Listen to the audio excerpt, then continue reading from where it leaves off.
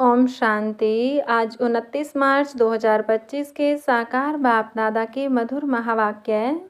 बाबा ने कहा, मीठे बच्चे, तुम्हें ज्ञान से अच्छी जागृति आई है। तुम अपने 84 जन्मों को निराकार और साकार बाप को जानते हो।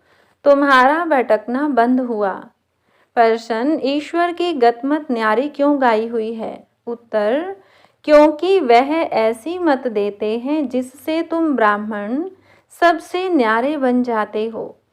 तुम सबकी एक मत हो जाती है। दूसरा, ईश्वर ही है जो सबकी सद्गति करते हैं, पुजारी से पूज्य बनाते हैं, इसलिए उनकी गतमत न्यारी है, जिसे तुम बच्चों के सिवाय कोई समझ नहीं सकता। ओम शांति। तुम बच्चे जानते हो, बच्चों की अगर तबीयत ठीक नहीं होगी तो बाप कहेंगे, भल यहाँ सो जाओ, इसमें कोई हर्जा नहीं, क्योंकि सिकिलधे बच्चे हैं। अर्थात 5000 वर्ष बाद फिर से आकर मिले हैं। किसको मिले हैं? बेहद के बाप को। यह भी तुम बच्चे जानते हो, जिनको निश्चय है बरोबर हम बेहद के बाप से मिले हैं, क्योंकि बाप होता ही है एक हद का और दूसरा बेहद का। दुख में सब बेहद के बाप को याद करते हैं, सतयुग में एक ही लौकिक बाप को याद करते हैं, क्योंकि वहाँ है ही सुख धाम। लौकिक बाप उसको कहा जाता है जो इस लोक में जन्म देता है। पारलौकिक बाप तो एक ही बार आकर तुमको अपना बनाते हैं। तुम रहने वाले भी बाप के साथ अमर लोक में हो, जिसको परलोक परम धाम कहा जाता है। वह है परे ते परे धाम। स्वर्ग को परे ते परे नहीं कहेंगे। स्वर्ग नरक यहाँ ही होता है। नई दुनिया को स्वर्ग, पुरानी दुनिया को नरक कहा जाता है। अभी है पतित दुनिया, पुकारते भी हैं, हे पतित पावन आओ। सतयुग में ऐसे नहीं कहेंगे। जब से रावण राज्य होता है तब पतित बनते हैं। उनको कहेंगे 5 विकारों का राज्य। सतयुग में है ही निर्विकारी राज्य। भारत की कितनी जबरदस्त महिमा है, परंतु विकारी होने के कारण भारत की महिमा को जानते नहीं। भारत संपूर्ण निर्विकारी था जब यह लक्ष्मी नारायण राज्य करते थे। अभी वह राज्य नहीं है। वह राज्य कहाँ गया, यह पत्थर बुद्धियों को मालूम नहीं, और सभी अपने अपने धर्म स्थापक को जानते हैं। एक ही भारतवासी हैं जो न अपने धर्म को जानते न धर्म स्थापक को जानते हैं। और धर्म वाले अपने धर्म को तो जानते हैं, परंतु वह फिर कब स्थापन करने आएंगे यह नहीं जानते। सिख लोगों को भी यह पता नहीं है कि हमारा सिख धर्म पहले था नहीं। गुरु नानक ने आकर स्थापन किया तो जरूर फिर सुख धाम में नहीं रहेगा। तब ही गुरु नानक आकर फिर स्थापन करेंगे, क्योंकि वर्ल्ड की हिस्ट्री ज्योग्राफी रिपीट होती है ना। क्रिश्चियन धर्म भी नहीं था, फिर स्थापना हुई। पहले नई दुनिया थी, एक धर्म था, सिर्फ तुम भारतवासी ही थे। एक धर्म था, फिर तुम 84 जन्म लेते लेते यह भी भूल गए हो कि हम ही देवता थे। फिर हम ही 84 जन्म लेते हैं। तब बाप कहते हैं, तुम अपने जन्मों को नहीं जानते हो। मैं बतलाता हूँ। आधा कल्प राम राज्य था, फिर रावण राज्य हुआ है। पहले है सूर्यवंशी घराना, फिर चंद्रवंशी घराना, राम राज्य। सूर्यवंशी लक्ष्मी नारायण के घराने का राज्य था। जो सूर्यवंशी लक्ष्मी नारायण के घराने के थे, सो 84 जन्म ले अभी रावण के घराने के बने हैं। आगे पुण्य आत्माओं के घराने के थे, अभी पाप आत्माओं के घराने के बने हैं। 84 जन्म लिए हैं। वे तो 84 लाख कह देते। अब 84 लाख का कौन बैठ विचार करेंगे, इसलिए कोई का विचार चलता ही नहीं।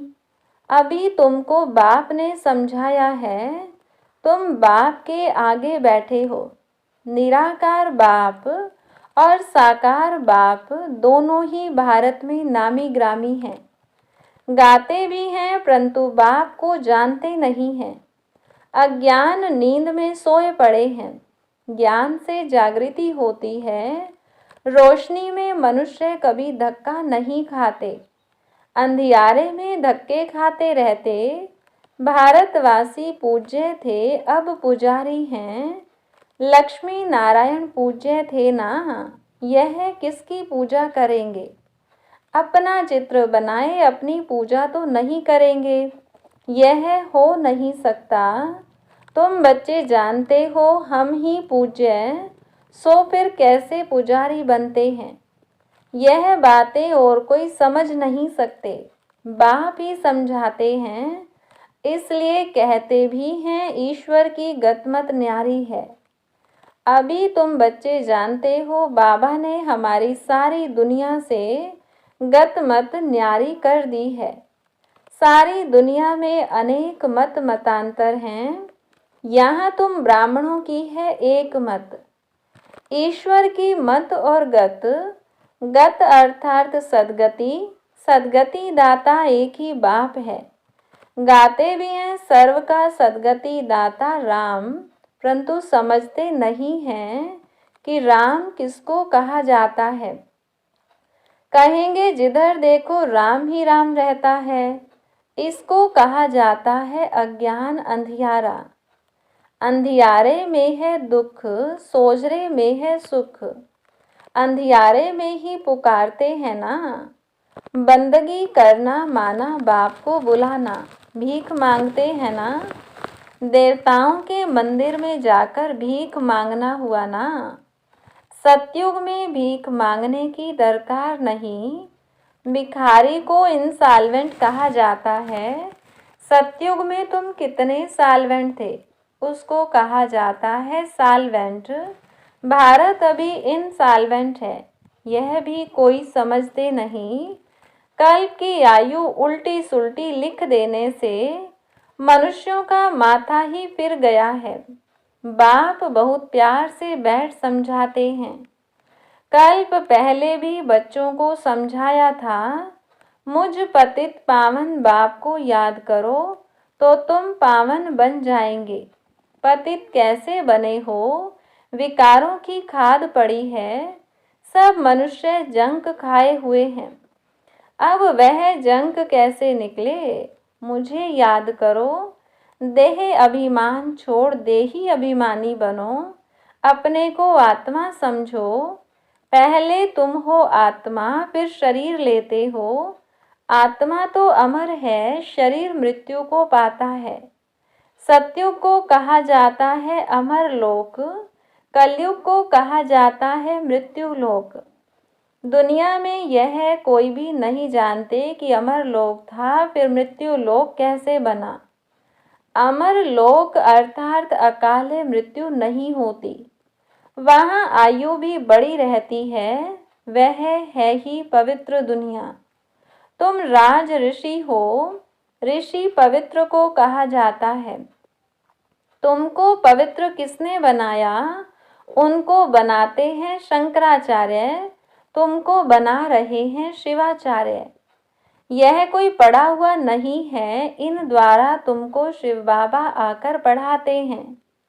शंकराचार्य ने तो गर्भ से जन्म लिया, कोई ऊपर से अवतरित नहीं हुआ। बाप तो इनमें प्रवेश करते हैं, आते हैं जाते हैं, मालिक हैं। जिसमें चाहें उनमें जा सकते हैं। बाबा ने समझाया है, कोई का कल्याण करने अर्थ में प्रवेश कर लेता हूँ। आता तो पतित तन में ही हूँ ना, बहुतों का कल्याण करता हूँ। बच्चों को समझाया है, माया भी कम नहीं है।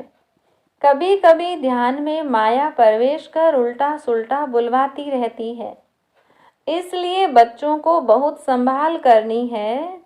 कईयों में जब माया प्रवेश कर लेती है तो कहते हैं मैं शिव हूँ, फलाना हूँ। माया बड़ी शैतान है। समझदार बच्चे अच्छी रीति समझ जाएंगे कि यह किसका प्रवेश है। शरीर तो उनका मुकर्रर यह है ना, फिर दूसरे का हम सुने ही क्यों। अगर सुनते हो तो बाबा से पूछो यह बात राइट है व नहीं। बाप झट समझा देंगे। कई ब्राह्मणियां भी इन बातों को समझ नहीं सकती कि यह क्या है। कोई में तो ऐसी परवेशता होती है जो चमाट भी मार देते, गालियां भी देने लग पड़ते। अब बाप थोड़ी गाली देंगे। इन बातों को भी कई बच्चे समझ नहीं सकते। फर्स्ट क्लास बच्चे भी कहाँ कहाँ भूल जाते हैं। सब बातें पूछनी चाहिए क्योंकि बहुतों में माया प्रवेश कर लेती है। फिर ध्यान में जाकर क्या क्या बोलते रहते हैं। इसमें भी बड़ा संभलना चाहिए। बाप को पूरा समाचार देना चाहिए। फलाने में मम्मा आती है, फलाने में बाबा आते हैं। इन सब बातों को छोड़ बाप का एक ही फरमान है कि मामे कम याद करो। बाप को और सृष्टि चक्र को याद करो। रचयिता और रचना का सिमरन करने वाले की शक्ल सदैव हर्षित रहेगी। बहुत हैं जिनका सिमरन होता नहीं है। कर्म बंधन बड़ा भारी है। विवेक कहता है जबकि बेहद का बाप मिला है, कहते हैं मुझे याद करो, तो फिर हम क्यों न याद करें। कुछ भी होता है तो बाप से पूछो। बाप समझाएंगे कर्म भोग तो अभी रहा हुआ है ना। कर्मातीत अवस्था हो जाएगी तो फिर तुम सदैव हर्षित रहेंगे। तब तक कुछ न कुछ होता है। यह भी जानते हो मिरुआ मौत मलु का शिकार। विनाश होना है, तुम फरिश्ते बनते हो। बाकी थोड़े दिन इस दुनिया में हो, फिर तुम बच्चों को यह स्थूल वतन भासेगा नहीं। सूक्ष्म वतन और मूल वतन भासेगा। सूक्ष्म वतन वासियों को कहा जाता है फरिश्ते। वह बहुत थोड़ा समय बनते हो, जबकि तुम कर्मातीत अवस्था को पाते हो। सूक्ष्म वतन में हड्डी मांस होता नहीं। हड्डी मांस नहीं तो बाकी क्या रहा। सिर्फ सूक्ष्म शरीर होता है। ऐसे नहीं कि निराकार बन जाते हैं। नहीं, सूक्ष्म आकार रहता है। वहाँ की भाषा मूवी चलती है। आत्मा आवाज से परे है। उसको कहा जाता है सटल वर्ड। सूक्ष्म आवाज होता है ना। यहाँ है टॉकी, फिर मूवी, फिर है साइलेंस। यहाँ टॉक चलती है। यह ड्रामा का बना बनाया पार्ट है। वहाँ है साइलेंस, यह मूवी, और यह है टाकी। इन तीन लोकों को भी याद करने वाले कोई विरले होंगे। बाप समझाते हैं बच्चे, सजाओं से छूटने के लिए कम से कम 8 घंटा कर्मयोगी बन कर्म करो। 8 घंटा आराम करो और 8 घंटा बाप को याद करो। इसी प्रैक्टिस से तुम पावन बन जाएंगे। नींद करते हो वह कोई बाप की याद नहीं है। ऐसे भी कोई न समझे कि बाबा के तो हम बच्चे हैं ना, फिर याद क्यों करें। नहीं, बाप तो कहते हैं मुझे वहाँ याद करो। अपने को आत्मा समझ मुझे याद करो। जब तक योग बल से तुम पवित्र न बनो तब तक घर में भी तुम जा नहीं सकते। नहीं तो फिर सजाएं खाकर जाना होगा। सूक्ष्म वतन मूल वतन में भी जाना है, फिर आना है स्वर्ग में। बाबा ने समझाया है, आगे चल अखबारों में भी पड़ेगा। अभी तो बहुत टाइम है। इतनी सारी राजधानी स्थापन होती है। South, north, east, west Bharat का कितना है। अब अखबारों द्वारा ही आवाज निकलेगा। बाप कहते हैं मुझे याद करो तो तुम्हारे पाप कट जाएंगे। बुलाते भी हैं, हे पतित पावन लिबरेटर, हमको दुख से छुड़ाओ। बच्चे जानते हैं ड्रामा प्लान अनुसार विनाश भी होना है। इस लड़ाई के बाद फिर शांति ही शांति होगी, सुख धाम हो जाएगा, सारी उथल पाथल हो जाएगी। सतयुग में होता ही है एक धर्म, कलयुग में है अनेक धर्म। यह तो कोई भी समझ सकते हैं। सबसे पहले आदि सनातन देवी देवता धर्म था। जब सूर्यवंशी थे तो चंद्रवंशी नहीं थे, फिर चंद्रवंशी होते हैं, पीछे यह देवी देवता धर्म प्राय लोप हो जाता है। पीछे फिर और धर्म वाले आते हैं, वह भी जब तक उन्हों की संस्था वृद्धि को पाए तब तक मालूम थोड़ा ही पड़ता है। अभी तुम बच्चे सृष्टि के आदि मध्य अंत को जानते हो। तुमसे पूछेंगे सीढ़ी में सिर्फ भारतवासियों को क्यों दिखाया है? बोलो यह खेल है भारत पर। आधा कल्प है उन्हों का पार्ट, बाकी द्वापर कलयुग में अन्य सब धर्म आते हैं। गोले में यह सारी नॉलेज है। गोला तो बड़ा फर्स्ट क्लास है। सतयुग त्रेता में है श्रेष्ठाचारी दुनिया, द्वापर कलयुग में है भ्रष्टाचारी दुनिया। अभी तुम संगम पर हो, यह ज्ञान की बातें हैं। यह 4 युगों का चक्र कैसे फिरता है यह किसको पता नहीं है। सतयुग में इन लक्ष्मी नारायण का राज्य होता है। इन्हों को भी यह थोड़ा ही पता रहता है कि सतयुग के बाद फिर त्रेता होना है, त्रेता के बाद फिर द्वापर कलयुग आना है। यहाँ भी मनुष्यों को बिल्कुल पता नहीं।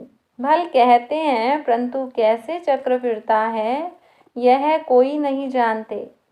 इसलिए बाबा ने समझाया है, सारा गीता पर जोर रखो। सच्ची गीता सुनने से स्वर्गवासी बनते हैं। यहाँ शिव बाबा खुद सुनाते हैं, वहाँ मनुष्य पढ़ते हैं। गीता भी सबसे पहले तुम पढ़ते हो। भक्ति में भी पहले पहले तो तुम जाते हो ना। शिव के पुजारी पहले तुम बनते हो। तुमको पहले पहले पूजा करनी होती है। अवभ्यचारी एक शिव बाबा की, सोमनाथ मंदिर और किसकी ताकत थोड़ा ही है बनाने की। बोर्ड पर कितने प्रकार की बातें लिख सकते हैं, यह भी लिख सकते हैं भारतवासी सच्ची गीता सुनने से सचखंड के मालिक बनते हैं। अभी तुम बच्चे जानते हो, हम सच्ची गीता सुनकर स्वर्गवासी बन रहे हैं। जिस समय तुम समझाते हो तो कहते हैं हाँ बरोबर ठीक है, बाहर गए खल्लास, वहाँ की वहाँ रही। अच्छा, मीठे मीठे सिकिलधे बच्चों प्रति माता पिता बाप दादा का याद प्यार और गुड मॉर्निंग। रूहानी बाप की रूहानी बच्चों को नमस्ते। रूहानी बच्चों की रूहानी बाप दादा को नमस्ते। धारणा के लिए मुख्य सार, पहली पॉइंट, रचयिता और रचना का ज्ञान सिमरन कर सदा हर्षित रहना है। याद की यात्रा से अपने सब कर्म बंधन काट कर्मातीत अवस्था बनानी है। दूसरी पॉइंट, ध्यान दीदार में माया की बहुत प्रवेशता होती है, इसलिए संभाल करनी है। बाप को समाचार दे राय लेनी है, कोई भी भूल नहीं करनी है। वरदान, अपनी शुभ भावना द्वारा निर्बल आत्माओं में बल भरने वाले सदा शक्ति स्वरूप भव। सेवाधारी बच्चों की विशेष सेवा है स्वयं शक्ति स्वरूप रहना और सर्व को शक्ति स्वरूप बनाना, अर्थात निर्बल आत्माओं में बल भरना। इसके लिए सदा शुभ भावना और श्रेष्ठ कामना स्वरूप बनो। शुभ भावना का अर्थ यह नहीं कि किसी में भावना रखते रखते उसके भाववान बन जाओ, यह गलती नहीं करना। शुभ भावना भी बेहद की हो, एक के प्रति विशेष भावना भी नुकसानकारक है। इसलिए बेहद में स्थित हो निर्बल आत्माओं को अपनी प्राप्त हुई शक्तियों के आधार से शक्ति स्वरूप बनाओ। स्लोगन, अलंकार ब्राह्मण जीवन का श्रृंगार हैं, इसलिए अलंकारी बनो, देह अहंकारी नहीं। अव्यक्त इशारा। कई बच्चे कहते हैं वैसे क्रोध नहीं आता है, लेकिन कोई झूठ बोलता है तो क्रोध आ जाता है। उसने झूठ बोला, आपने क्रोध से बोला, तो दोनों में राइट कौन? कई चतुराई से कहते हैं कि हम क्रोध नहीं करते हैं, हमारा आवाज़ ही बड़ा है, आवाज़ ही ऐसा तेज है। लेकिन जब साइंस के साधनों से आवाज़ को कम और ज़्यादा कर सकते हैं, तो क्या साइलेंस की पावर से अपने आवाज़ की गति को धीमी या तेज़ नहीं कर सकते हो? अच्छा, ओम शांति।